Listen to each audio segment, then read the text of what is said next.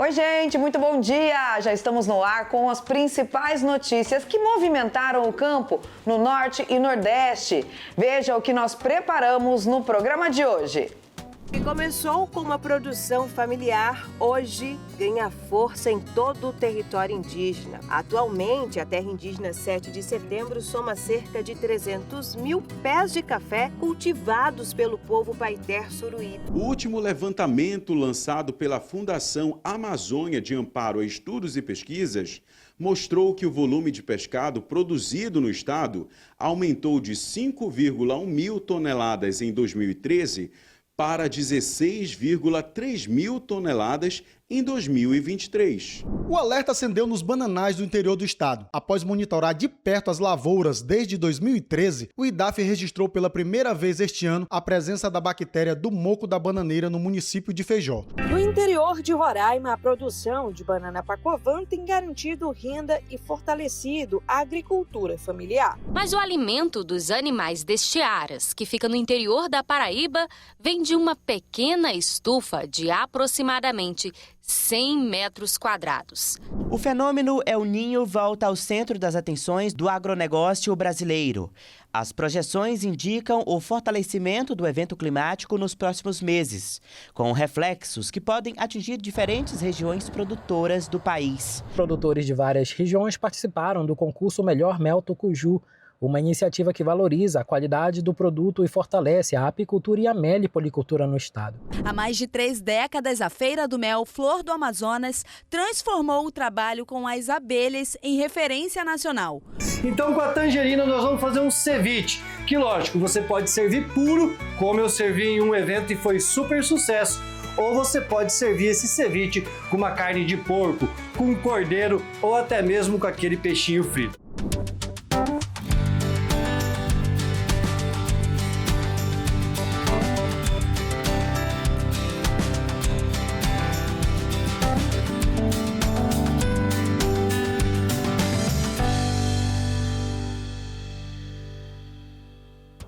Já pega sua xícara de café e acompanha essa história aqui.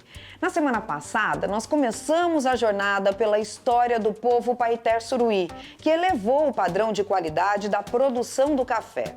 Hoje, vamos conhecer a cooperativa indígena, que reúne mais de 200 famílias em 25 aldeias e ajuda a levar o café indígena para eventos e mercados, dentro e fora do país. Essa é uma reportagem da Gemima Keren e do Edinaldo Reis.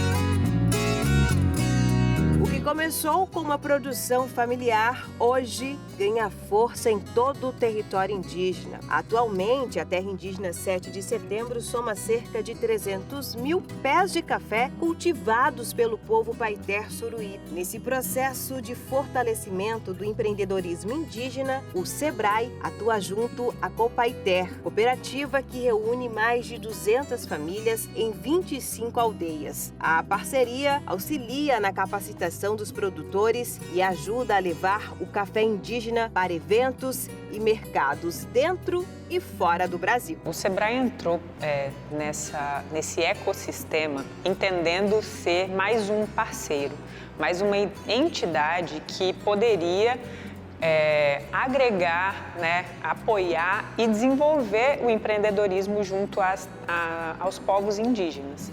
Dentro do café especificamente, nós conseguimos trabalhar junto com eles várias capacitações voltadas à questão de gestão, para que eles pudessem entender a propriedade e tudo aquilo que eles estavam fazendo, o trabalho deles como uma atividade econômica, como uma empresa, que precisa ser considerada toda a parte de gestão, a parte de qualidade do café, capacitações específicas para que eles pudessem melhorar, essa questão da qualidade do café, entender como se chama hoje o terroir, que são as condições da terra e o sabor que a terra e o ambiente pode trazer e agregar para o café. Um apoio ao empreendedorismo, à valorização da cultura indígena e respeito à floresta, o povo Paiter Suruí mostra que é possível produzir desenvolvimento sem abrir mão das próprias raízes. Uma história que começa na Amazônia e hoje inspira o mundo. Esse é o importante, para nós como agricultor indígena tem capaz de trabalhar com esse café e mostrar o nosso trabalho e valorizar no nosso trabalho e mostrar a qualidade de café e para do Brasil, não só do Brasil, do mundo, a gente vai e mostrar no nosso produto que é melhor de qualidade de hoje em dia e não só qualidade de vida também.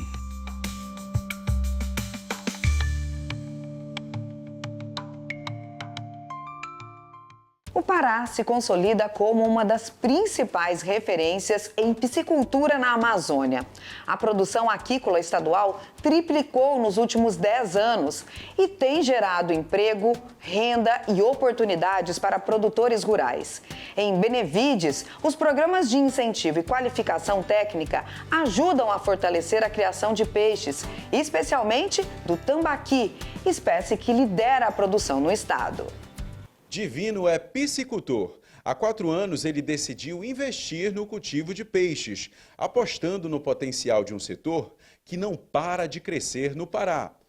Aqui a gente começou como lazer, né? Construímos aqui 2 tanques e a gente vinha final de semana, e aí tirava 1, 2, 3 peixes e assava por aqui mesmo, junto com a família. Aí, há 4 anos atrás, a prefeitura começou um projeto aqui da Feira do Peixe e nos chamou para essa parceria e nos incentivou, né? Não só para o consumo próprio, mas também para a produção, para comercializar. E aí nós começamos essa parceria com a prefeitura, participando das feiras e aumentamos, né, de 2 tanques para 4 tanques. E hoje tem gerado uma renda aí realmente que tem contribuído, tem nos ajudado muito no orçamento familiar. Em Benevides, na região metropolitana de Belém, um programa de incentivo e capacitação da piscicultura, realizado pela Secretaria de Agricultura do município, tem fortalecido a atividade e transformado a realidade de produtores locais, além de atrair novos trabalhadores. Nós temos aqui um programa, um projeto de subsídio para os nossos piscicultores. Para quê? Para que eles possam subsidiar também as suas áreas, fazer o investimento nas suas áreas. Nós saímos de 3 piscicultores para hoje para quase 70 piscicultores dentro do nosso município, onde desenvolvem, né, essa atividade que vem se fortalecendo a cada dia aqui dentro de Benevides. Mas por trás dos ótimos números, o que chama a atenção é o impacto direto na vida de quem vive da piscicultura. O Edinaldo começou há 1 ano na atividade e já tem colhido ótimos frutos, ou melhor, pescado excelentes peixes. A gente tinha diversas culturas, né? A gente vivia da farinha, da mandioca, de cheiro verde, então diversas. E a princípio eu via na propriedade do meu vizinho um tanque, eu fiquei, será que é possível eu também fazer isso? E hoje eu tenho aqui minha renda aqui. Eu preciso só do meu tempo disposto para mim estar jogando meu alimento do meu peixe de manhã, meio-dia, de tarde. Então, hoje é a minha principal renda, é esse daqui, é o peixe. Mas os produtores de Benevides só passaram a enxergar na piscicultura uma alternativa segura para gerar renda e ampliar os negócios por causa do apoio do município, com a orientação técnica e o planejamento oferecidos pela prefeitura. Nós temos toda uma equipe, nós temos técnicos capacitados, então o produtor ele recebe na sua propriedade mensalmente a visita de um técnico, que trabalha com ele não apenas o aspecto técnico, mas também a gestão daquela propriedade. O peixe sempre teve lugar garantido na cultura alimentar do paraense. Agora ele ganha cada vez mais espaço na economia. Com a produção triplicando em 1 década, o Pará transforma potencial em resultado. E as histórias mostram como a piscicultura transforma potencial em oportunidade. Para o Raimundo, cada peixe criado representa muito mais que produção. É a certeza de que o trabalho no campo gera renda, desenvolvimento e um futuro promissor dentro da própria região. Pretendo ficar já só aqui, né? Que eu estou me aposentando já e parando o caminhão que eu tenho, que é a fonte de renda, né? Eu já quero me concentrar aqui no sítio, aqui na agricultura. E produzir pecuária, agricultura, piscicultura, eu quero viver daqui já. Expandir, né? Expandir, com certeza.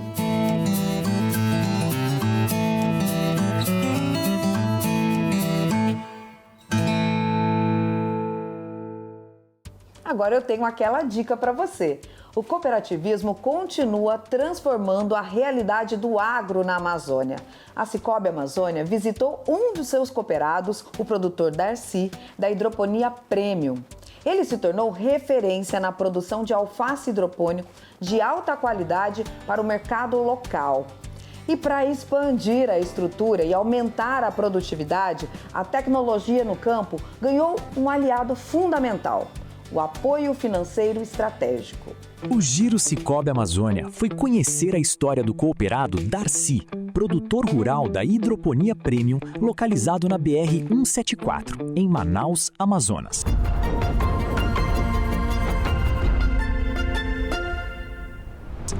Darcy se dedica à produção de alface hidropônico com tecnologia e cuidado, gerando hortaliças de alta qualidade para o mercado local. Como cooperado da agência PA23, Darcy encontrou na Cicobi Amazônia uma parceria fundamental para o crescimento do seu negócio. Com acesso a linhas de crédito e soluções financeiras adequadas ao agronegócio, ele pôde investir na estrutura da propriedade, ampliar a produção, impulsionando a competitividade da sua produção. Durante a visita, o assistente comercial Matheus Lima e a gerente de pessoa jurídica Laila Jéssica acompanharam de perto esse processo e destacaram que a parceria entre Darcy e a cooperativa é um exemplo de como o cooperativismo fortalece o produtor rural, promovendo desenvolvimento sustentável e resultados concretos. A Cicobi Amazônia tem tudo para ser a sua cooperativa de crédito, da sua empresa e do seu agronegócio. Abra sua conta, seja cooperado Cicobi Amazônia. Viu só que história legal? Com linhas de crédito exclusivas e soluções voltadas para o agronegócio, a cooperativa ajuda a transformar o conhecimento do produtor em novas oportunidades de mercado.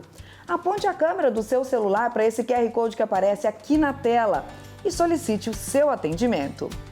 E agora nós vamos para um rápido intervalo e na volta você vai conferir o primeiro foco da praga conhecida como moco da bananeira no Acre e a produção da banana Pacovan em Roraima.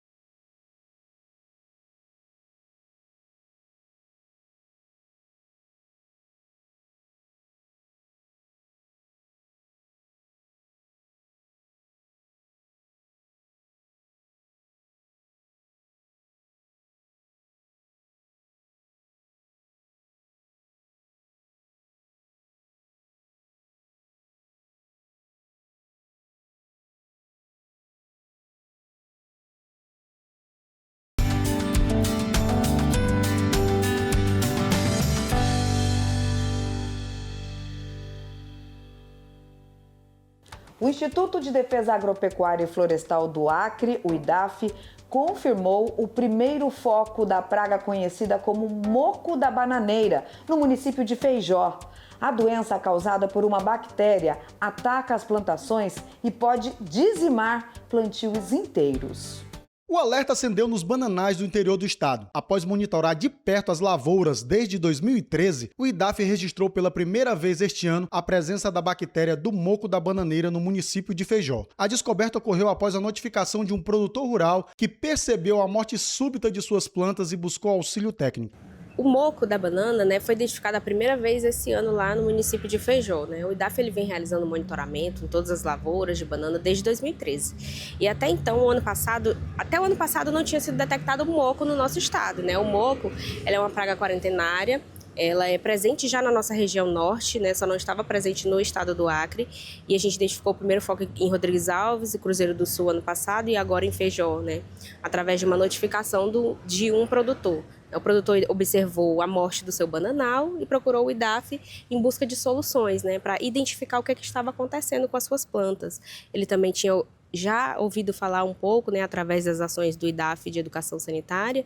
E aí, a partir disso, o técnico fez uma visita, coletou uma amostra, enviamos para o laboratório oficial do Ministério da Agricultura e o laudo confirmou, a presença da bactéria lá. O IDAF trabalha fortemente com a educação sanitária para levar informação para o produtor rural, para conseguir identificar precocemente e eliminar as plantas doentes. Hoje a gente trabalha com vazio sanitário, que é a eliminação das plantas doentes na localidade onde ocorre a bactéria, e aí a gente tem que deixar aquela área sem os hospedeiros por até 2 anos para que a bactéria possa morrer no solo. Então, hoje o IDAF está ajudando os produtores a fazer a contenção, a erradicação, a eliminação dessas plantas doentes e estabelecendo o raio do vazio sanitário na propriedade infectada. O moco da banana é uma praga que ainda não tem um combate científico comprovado e eficaz. E por isso, o IDAF reforça que os produtores devem acompanhar e monitorar de perto qualquer alteração no seu plantio. O IDAF mobilizou uma força-tarefa em parceria com a Prefeitura do município de Feijó e a Secretaria de Estado de Agricultura e fez essas inspeções no raio de 5 quilômetros da propriedade foco para prospectar novos possíveis focos. Observamos sintomas em mais 3 propriedades, que foi feita coleta e enviado para o laboratório. Então, o trabalho ele ainda não encerrou lá em Feijó, a gente ainda vai dar continuidade a esse trabalho, especialmente na educação. Então, a gente precisa alertar os produtores, especialmente do município de Feijó e também de outras localidades, que se observar morte das suas plantas, amarelecimento das folhas, murcha e necrose, apodrecimento seco dos frutos e apodrecimento do pseudocaule, notifique o IDAF para que a gente possa fazer uma visita local. Existem escritórios em todos os municípios do estado para que a gente possa observar e verificar se trata do moco, para que a gente possa evitar que essa praga se dissemine para outros bananais. E ainda falando em banana, só que agora em Roraima, e é sobre a banana Pacovan, que é uma das principais variedades de cultivo, sendo fonte de renda vital para os pequenos produtores regionais. No interior de Roraima, a produção de banana Pacovan tem garantido renda e fortalecido a agricultura familiar. O cultivo da fruta é bastante consumida na região, exige dedicação desde o preparo do solo até os cuidados diários com a plantação. Entre os produtores que apostam na cultura da banana está o agricultor Márcio, que há anos trabalha no campo e viu no plantio uma oportunidade de sustento para a família e crescimento da produção rural. Olha, a gente chegou aqui em Roraima em 96, já estamos com 30 anos de Roraima e já trabalhei em várias áreas, mas o que me dediquei e me sinto bem à vontade é na agricultura, onde a gente trabalha assim com mais propriedade. No caso, a gente está trabalhando com banana, a banana Pacovan, é uma banana muito bem aceita no mercado. O manejo não é tão simples, mas é uma banana que tem uma boa aceitação. Você produziu, vende. Com trabalho diário e experiência adquirida ao longo dos anos, agricultores do interior seguem investindo na banana Pacovan, fortalecendo a produção local e contribuindo para o abastecimento dos mercados em Roraima. O que acontece é o seguinte, esse aqui, por exemplo, é um cacho padrão, tá? Nós temos aqui um cacho de banana com aproximadamente uns 50 frutos. Ele está pesando aí uns 23 a 25 quilos. Esse é um cacho padrão. Isso mostra que a gente trabalhou direitinho, adubação, água, uma boa cova.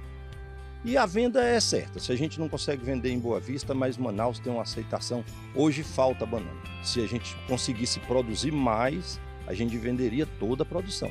Infelizmente, muitas vezes falta mão de obra. O financiamento bancário não é fácil. Os juros bancários carregam muito peso. Adubo, que o adubo chega caro, né? Nós não temos boas estradas. Mas a gente está trabalhando. O agricultor ele é um teimoso. O agricultor é um teimoso, ele não desiste, né?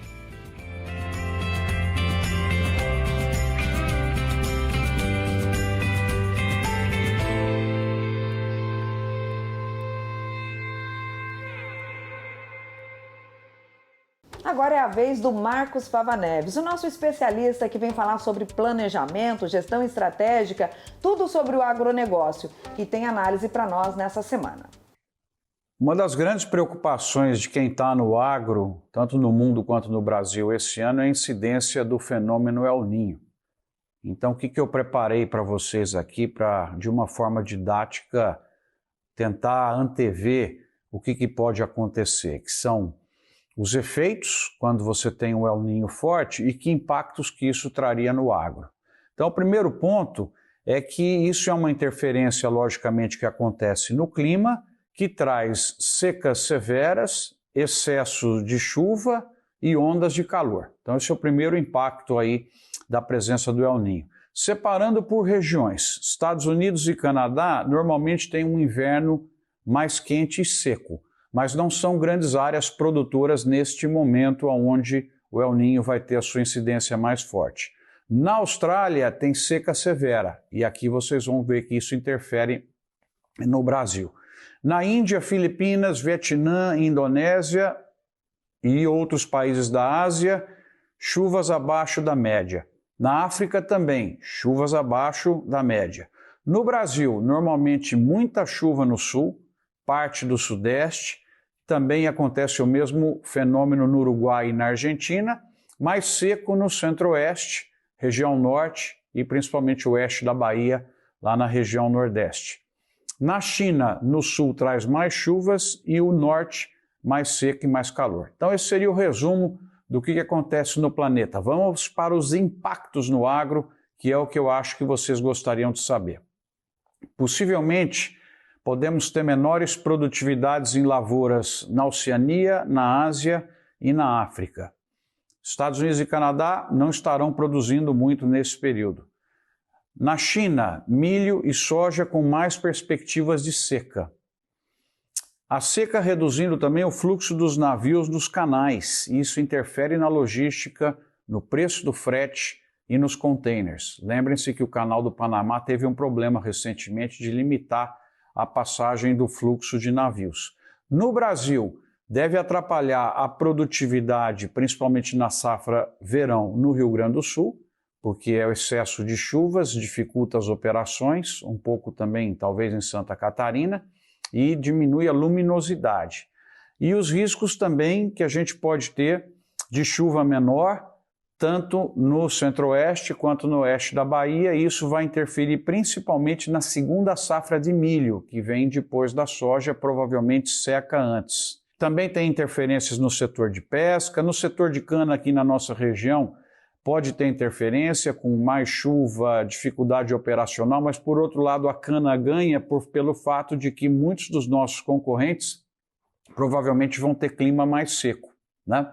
Redução na produção de cacau na África, impactos no café, incêndios, custos mais elevados, enfim.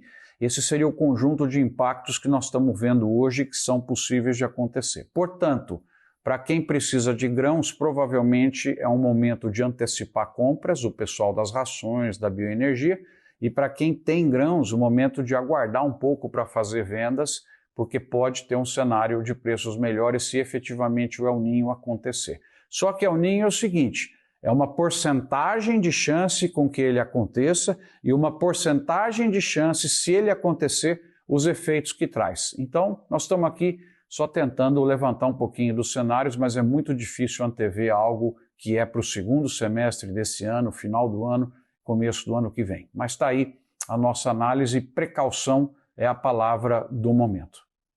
Agora vamos fazer uma pausa, mas não saia daí, porque já já você vai ver o uso da tecnologia Biofeed na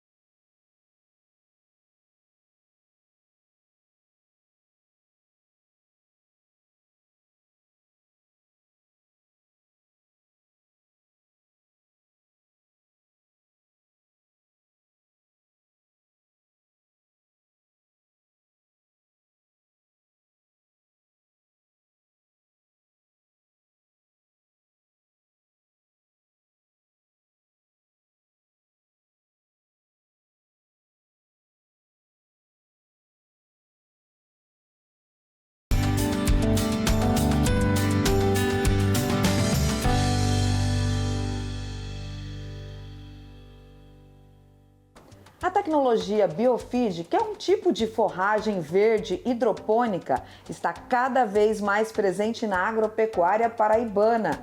A técnica permite a produção de alimento de alta qualidade para bovinos, aves, ovinos, caprinos e outros animais, utilizando menos recursos naturais e otimizando o processo produtivo.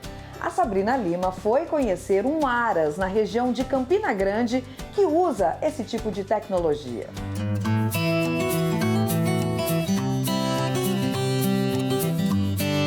Animais saudáveis, bem alimentados e com uma dieta rica em nutrientes. Pode não parecer, mas o alimento dos animais deste Aras, que fica no interior da Paraíba, vem de uma pequena estufa de aproximadamente 100 metros quadrados. Aqui dentro, a aposta é a forragem verde hidropônica, a tecnologia Biofeed. Que a gente tem realmente o controle do que a gente está plantando e realmente do que a gente oferece ao animal. Então a gente sabe hoje o teor de proteína, o teor de energia que a gente consegue entregar para os nossos animais, que é alto, que é um teor de energia que praticamente o triplo do silo de milho, que hoje é a melhor comida pela região da gente. Hoje a gente consegue atingir também quase o triplo da proteína, que chega quase em 18%, 17%, 18%, dependendo da qualidade da semente que você compra. Então, assim, hoje a gente sabe realmente o que a gente está entregando, produz isso hoje num pequeno espaço, vamos dizer, de 100 metros quadrados. Hoje a gente consegue produzir 1.200 quilos de ração diária. Então, com isso, a gente consegue ter um controle realmente da quantidade de animais, do que a gente pode oferecer, do que a gente pode ter na nossa terra. Então, com isso, a gente conseguiu ter um controle muito grande. O sistema utiliza cerca de 1.000 litros de água por dia e permite a produção contínua mesmo em período de estiagens. A estufa, que se destaca no meio da paisagem, garante algo essencial no agro, a previsibilidade, ao contrário da produção convencional de forragem, que depende da chuva, da qualidade do solo e de inúmeros outros fatores que interferem diretamente na quantidade e na qualidade da ração animal. Além do controle da produção, a estufa tem uma capacidade produtiva impressionante.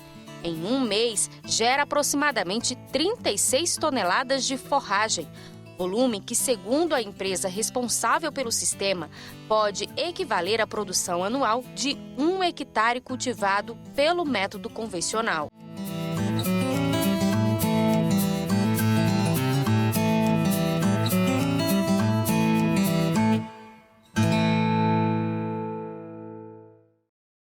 Os especialistas já alertaram. A América do Sul se prepara para enfrentar um super El Niño, um fenômeno que vai elevar as temperaturas acima do normal até o fim do ano. Na região do Mato Piba, formada pelo estado do Tocantins e parte dos estados do Maranhão, Piauí e Bahia, a produção agrícola pode ser impactada pelo período mais prolongado de seca. O fenômeno El Niño volta ao centro das atenções do agronegócio brasileiro. As projeções indicam o fortalecimento do evento climático nos próximos meses, com reflexos que podem atingir diferentes regiões produtoras do país.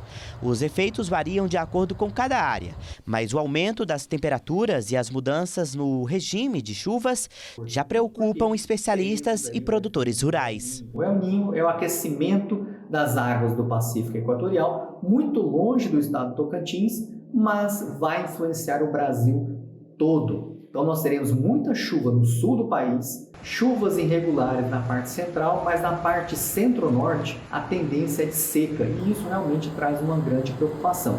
Então nós teremos, apesar de algumas chuvas irregulares, mas no período do plantio, aquelas chuvas irregulares elas ficam mais intensas, né? Então assim, nós teremos chuvas que começam e param, dificultando aí a questão do planejamento agrícola para o estado do Tocantins e o Mato Piba. No Mato Piba, região que reúne áreas do Tocantins, Maranhão, Piauí e Bahia, o alerta está voltado principalmente para o comportamento das chuvas. A irregularidade no volume e na distribuição pode trazer desafios para o planejamento das lavouras e aumentar os riscos durante a próxima safra. A gente ainda não sabe quantificar se haverá perdas ou como é que vai ser essa posição, mas assim, é uma situação bastante delicada, os produtores estão bastante apreensivos, né?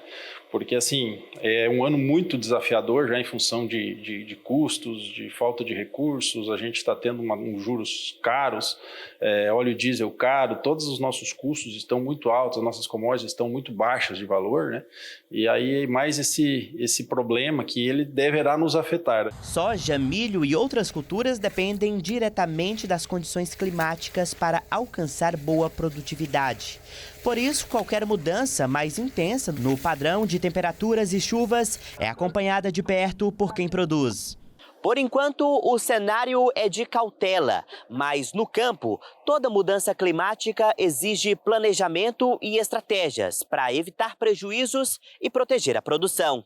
No último ano, os produtores passaram a investir cada vez mais em monitoramento climático e planejamento para reduzir os impactos provocados por eventos extremos. Nem sempre a janela ideal é aquela que casa com as chuvas, né? Então, assim, a gente tem que ter índices pluviométricos satisfatórios para startar o plantio. E muitas vezes esses índices pluviométricos eles acabam saindo fora da janela ideal de plantio, e isso aí acaba um atraso do plantio da soja e depois, consequentemente, um atraso da segunda safra, né? Então, os produtores, dentro do possível, acho que eles se programaram, né? E ainda estão se programando para minimizar esses riscos aí. Com a possibilidade de um El Niño mais intenso nos próximos meses, produtores Produtores e especialistas seguem atentos às previsões. Em uma região estratégica para o agronegócio brasileiro, informação e preparo podem fazer a diferença no enfrentamento dos desafios climáticos e no desempenho da próxima safra. E como será que fica o tempo na próxima semana, hein? Vamos entender quais são as condições climatológicas com Glauco Cortez. Oi, Glauco, bom dia! A região norte continua com uma heterogeneidade extrema. O extremo norte, Roraima, Amapá, norte do Amazonas e Pará, mantém chuvas moderadas a intensas com valores entre 60 e 150 milímetros, com pancadas diárias, possibilidades de trovoadas, temperaturas de 29 a 32 graus e umidade relativa do ar alta. Já o centro-sul, Tocantins, sul do Pará e Rondônia enfrentam uma seca mais severa, sem chuvas, calor extremo e umidade relativa do ar crítica, variando de 25 a 40%, principalmente no período da tarde. Para o estado da Paraíba, após uma semana chuvosa, vai ocorrer uma redução significativa nas chuvas. O litoral terá chuvas fracas a moderadas, temperaturas de 21 a 31 graus e umidade relativa entre 60% e 85%. Já o Agreste terá só pancadas isoladas e temperaturas entre 18 e 30 graus, com umidade relativa variando entre 55% e 80%, enquanto o Sertão ficará praticamente sem chuvas, com temperatura entre 19 e 35 graus e umidade relativa do ar crítica com o início da estação seca. Para o campo, a cultura do tomate terá colheita favorecida nos estados de Paraíba e Tocantins devido ao tempo seco, com frutos limpos de excelente qualidade. Porém, a irrigação intensiva será obrigatória devido ao déficit hídrico agudo. Não será recomendado o plantio sem irrigação e a aplicação de defensivos nas horas mais quentes do dia. Já a cultura do cacau no sul do Pará e Rondônia terá uma semana propícia para a colheita dos frutos maduros, pois os frutos ficam mais secos, reduzindo a contaminação. Também será ideal para a realização das podas de limpeza e controle fitossanitário. Já o plantio de mudas sem irrigação não é recomendado. A cultura do cajueiro terá favorecida a colheita dos frutos tardios, pois as castanhas secam mais naturalmente, os pedúnculos ficam mais firmes e ocorrerá uma podridão em menor intensidade. O tempo será excelente para a secagem das castanhas ao sol, para as podas de formação e de limpeza pós-colheita, não sendo recomendado a adubação em solo seco. A cultura da mandioca cultivada em ambas as regiões terá colheita favorecida, pois o solo seco favorece o arranquio, pois as raízes ficam mais limpas. Também teremos condições ideais para a capina e controle de plantas daninhas, não sendo recomendado o plantio, especialmente Tocantins, sul do Pará e sertão da Paraíba devido ao tempo muito seco. Para essa semana, o alerta crítico vai para Tocantins e sul do Pará, devido às condições extremas de calor e baixa umidade relativa do ar, com riscos de incêndios, não sendo recomendável as queimadas nas áreas mais secas. E vamos para um rápido intervalo, mas na volta nós temos os vencedores do concurso do melhor mel tucuju e a conquista de um título nacional produzido por abelhas nativas no Amazonas. E também tem um ceviche bem diferente no quadro Da Origem ao Sabor. Não saia daí porque a gente volta já já.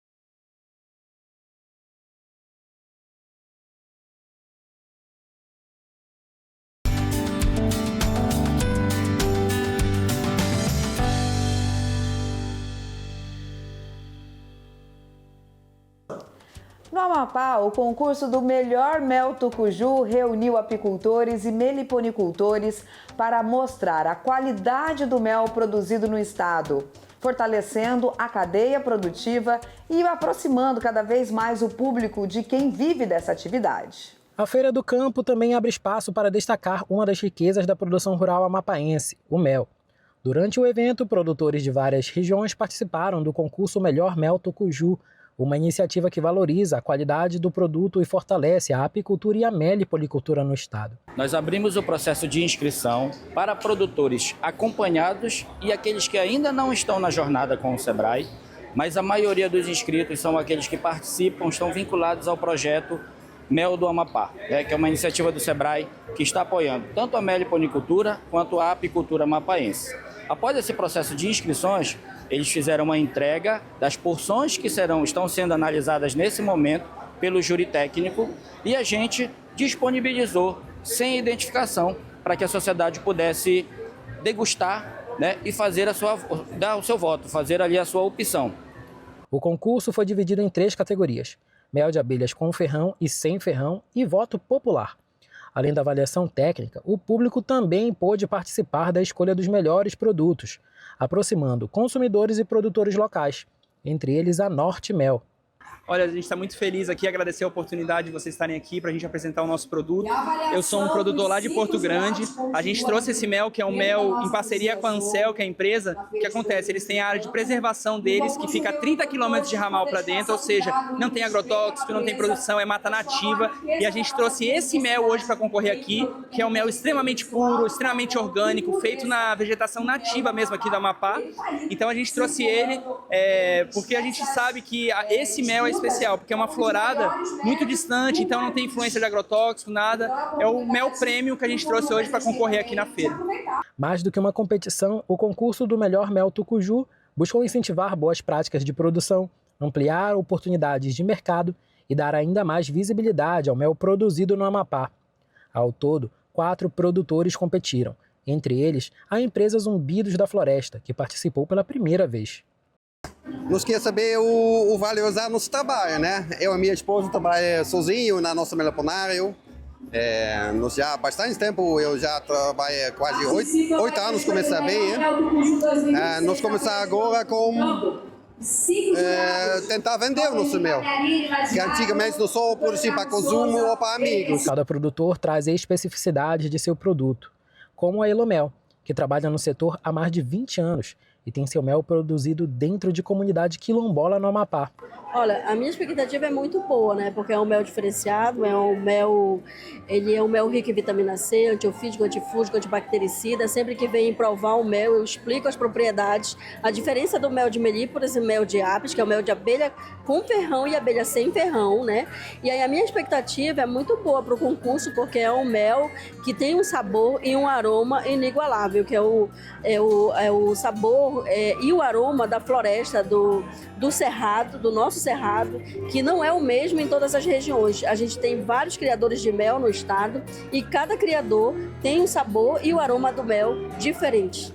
A Come Amazon levou uma proposta diferenciada. Além do mel puro, foram apresentados derivados, mostrando que o mel, além de alimento, pode ser utilizado de diversas formas. A Come Amazon, ela trabalha tentando incorporar o mel como um alimento diário. Então ele tem subprodutos à base de mel que pode ser incorporado na sua salada, no seu sanduíche, no seu café. Então trocando o açúcar branco pela doçura do mel, que tem as enzimas e faz bem para a saúde. Das 3 categorias, a Norte Mel foi a ganhadora de 2, sobre o melhor mel de abelha com ferrão e a categoria de voto popular.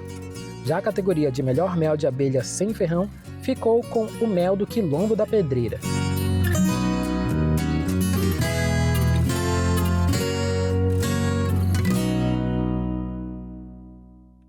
O mel produzido por abelhas nativas da Amazônia voltou a subir ao pódio nacional. Dentro de um meliponário, existe muito mais do que produção de abelhas. Existe ciência e uma floresta que transforma biodiversidade em sabor. O som é discreto, mas o que acontece dentro dessas melgueiras movimenta uma história que atravessa gerações. Há mais de 3 décadas, a Feira do Mel Flor do Amazonas transformou o trabalho com as abelhas em referência nacional. O Gilmar veio do Nordeste e encontrou na apicultura da Amazônia uma oportunidade, mas precisou de todo o apoio para fazer o negócio voar. Quer dizer, há 7 anos atrás a DAF deu para a gente o título de registro, né? Que a gente pode comercializar nosso mel, né, livremente nos mercados, até mesmo em outros estados. E também a gente comercializa nosso mel, nossos produtos nas feiras da ADS, né? Que é em Manaus, em vários locais. Então o governo do estado tem nos ajudado bastante, né, nessa empreitada. Os desafios são muito grandes, né? Para que esse mel chegue à mesa do consumidor, existe um processo que muita gente nunca viu. As abelhas nativas sem ferrão da espécie Jandaíra produzem o mel de uma forma diferente. É um processo delicado que exige tempo, paciência e muito cuidado.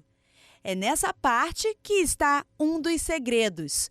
Quando o favo ganha esse aspecto esbranquiçado e fica completamente lacrado, é sinal de que o mel está maduro e pronto para o consumo. Mas quando esse lacre ainda não está completo, o mel ainda está verde e precisa de mais tempo para chegar ao ponto ideal. É justamente esse tempo de espera que faz toda a diferença na cor, na textura e, sobretudo, no sabor final desse ouro líquido. Aqui no meliponário eu não preciso estar com a roupa completa de proteção porque as abelhas não têm ferrão. São mais de 60 caixas que funcionam como mini fábricas naturais. E é daqui que já saiu um dos méis mais premiados do Brasil. A gente foi para o primeiro concurso de mel, foi em 2023. Foi a primeira vez que a gente participou de um concurso, né? A gente ficou até surpreso com o resultado, que o resultado foi o primeiro lugar do melhor mel do Brasil. A gente até achou que se a gente tivesse entrado no concurso outros anos antes, a gente também já estava no pódio lá há muito tempo. E aí, o outro concurso que a gente participou foi agora em 2023, porque esse congresso, 2026, esse congresso ele acontece a cada 3 anos, 2 anos mais ou menos.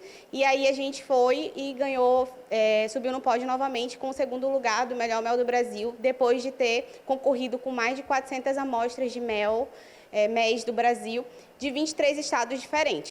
Aqui no apiário a atenção é total. Qualquer área que fique desprotegida pode ser ferroada por uma abelha com ferrão.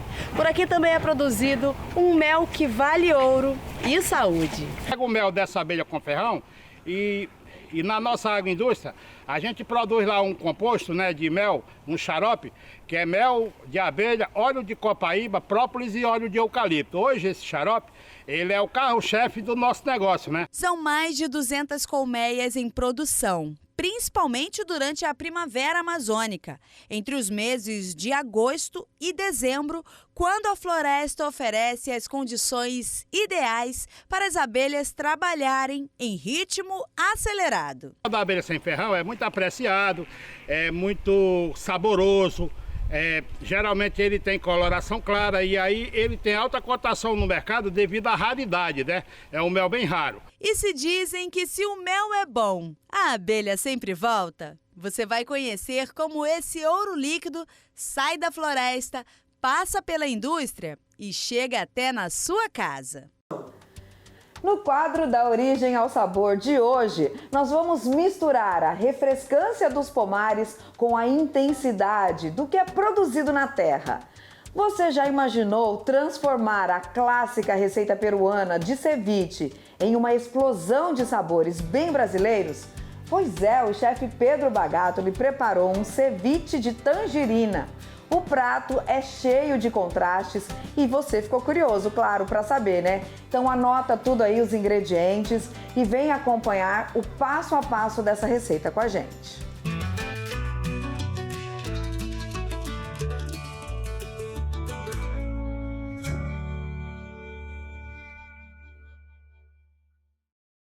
O Da Origem ao Sabor de hoje vem de uma origem maravilhosa e de uma terra muito rica. Eu estou aqui com o seu Valdecir hoje, um grande feirante e um grande produtor de várias frutas da nossa região, aqui de um canto da Amazônia, e que eu fico muito feliz agora em vir aqui, porque nós já fizemos uma entrevista na feira, né, seu Valdecir? Foi. Falando um pouquinho da pupunha, que também tem essa produção aqui? Tem ainda aqui. Perfeitamente. E aí, mais de 2.000 pés de fruta. Ele falou para mim que um dos grandes objetivos é chegar a 4.000, é isso, Valdecir? É. De vários tipos. Aqui nós temos a cajamanga, já me mostrou, o araçaboi, né? A laranja pera, como ele falou, aqui atrás esse pé carregado. Então viemos na origem aprender um pouquinho mais, trocar essas informações que é super maravilhoso e criar, lógico, sempre uma receita especial para que a gente utilize cada vez mais o produto que é rico aqui na nossa terra, no nosso Brasilzão. Obrigado, seu Valdecir. De nada, precisando, nós está aí. Eu agradeço demais essa sua atenção, não só aqui como na feira. Em diversas vezes a gente tem esse contato, muito em conteúdo de rede social também. E agora, aqui pro NC Agro, Da Origem ao Sabor, a gente vai para a cozinha aprender um pouquinho também. Obrigadão. Saindo do sítio do seu Valdecir, eu trago a tangerina para dentro da nossa cozinha. Às vezes a gente queria fazer tudo lá, mas não dá tempo. Então eu vim para nossa cozinha para fazer um ceviche de tangerina.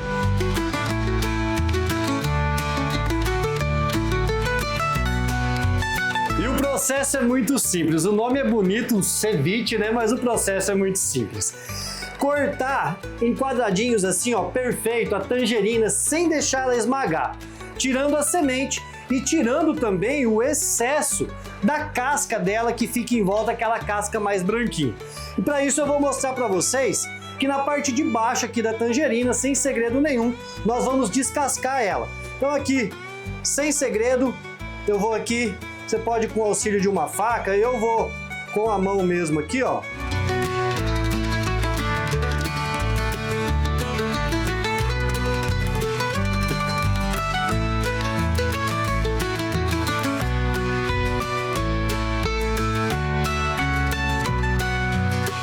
Pessoal, depois dela bem limpa assim como eu fiz, deixa ela bem limpa com aquela casquinha branca, é hora da gente tirar os gomos, certo?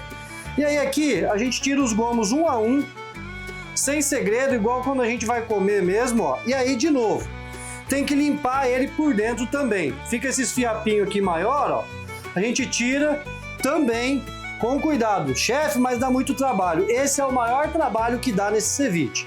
Do resto é só misturar, cortar os ingredientes e fazer. Então o maior trabalho que dá é deixar o gomo da tangerina limpinho assim.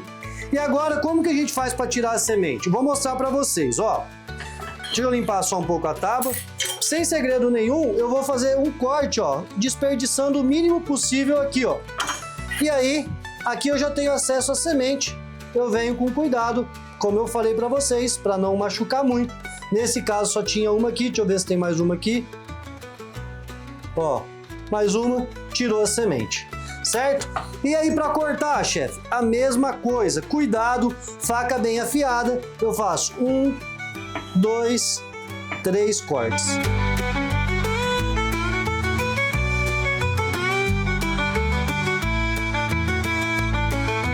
Nós vamos adicionar, coloquei um pote com gelo, apesar de que não é peixe, mas eu quero manter gelado. Então vou colocar a cebola fatiada bem fininha, tá? Para poder dar aquela crocância e, detalhe, colocamos ela no gelo de molho. Então além da cebola, eu vou entrar aqui também com a pimentinha de cheiro, bem fininha também. Vocês vão ver que os quadradinhos tá bem miudinho. Além da pimenta de cheiro, da cebola, vem a pimenta dedo de moça. Chefe, tem que ter o ardidinho também, mesmo sendo de tangerina. É opcional, mas nesse caso para mim é indispensável. Eu acho que o sabor fica outro. E aí, a chicória, coentro da Amazônia, que eu utilizo muito também. Olha o finíssimo que tá essa chicória. E aí, antes da gente fazer aquela mistura, nós vamos adicionar suco de limão, que é tradicional no ceviche. Mesmo num ceviche de tangerina, a acidez do limão é bem-vinda, então eu vou adicionar aqui.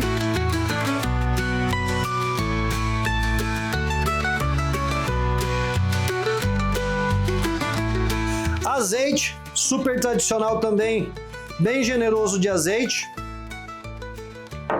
E um detalhe legal é o leite de coco, que nesse caso a gente vai colocar bem pouquinho, leite de coco bem natural aqui, uma colher de leite de coco para dar um toque especial. Sal, como se fosse fazer um ceviche de peixe. Nada muda. Pitada de sal.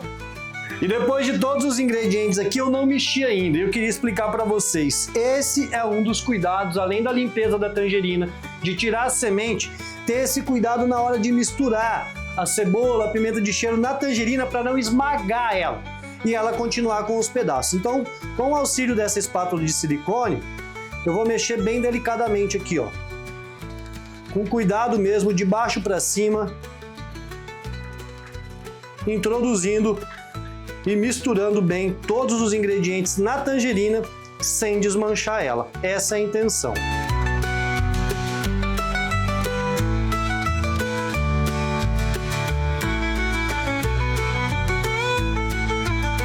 Então, depois de feito isso, está pronto. Misturamos todos os ingredientes e eu vou colocar numa taça.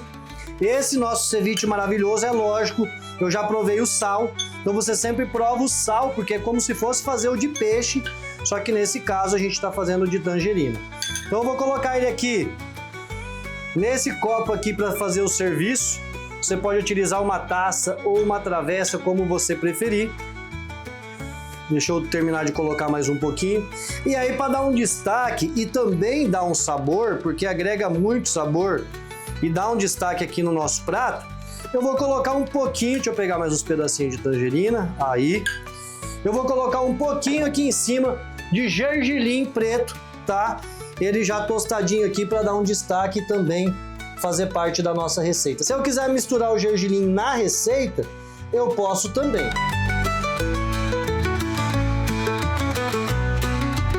E aí tá pronto. Você pode servir ele assim, puro, como um ceviche. Você pode servir ele como uma salada, acompanhando um churrasco, super fica delicioso, principalmente com uma carne de porco, um carneiro, como eu falei, ou até mesmo ele aceita num peixinho frito. Um peixinho assado eu não digo tanto, mas na fritura ele combina para equilibrar um pouco e dar uma quebrada na gordura da questão do óleo.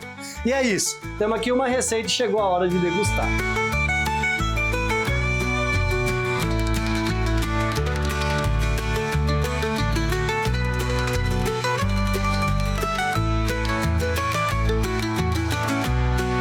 Costumo dizer que impressiona tanto que às vezes dá até mais vontade de comer do que o próprio tradicional de peixe que a gente já está tão acostumado e que eu amo, inclusive. Saúde para nós. Até domingo que vem com mais uma receita aqui no Da Origem ao Sabor no NC Agro comigo, chefe Pedro Bagato. Carol, toda a equipe do NC Agro, um grande beijo a você que nos assiste, que nos motiva e não esquece de seguir as nossas redes sociais. Valeu, até domingo que vem.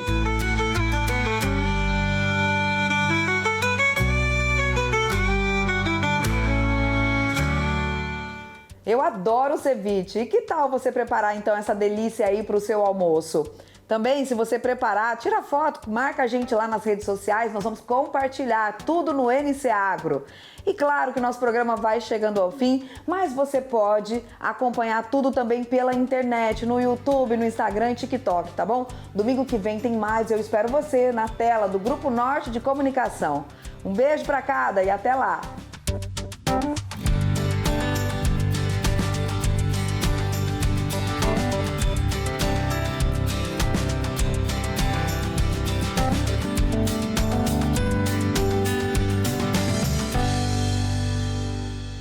NC Agro. Oferecimento Sicoob Amazônia. Mais que uma escolha financeira.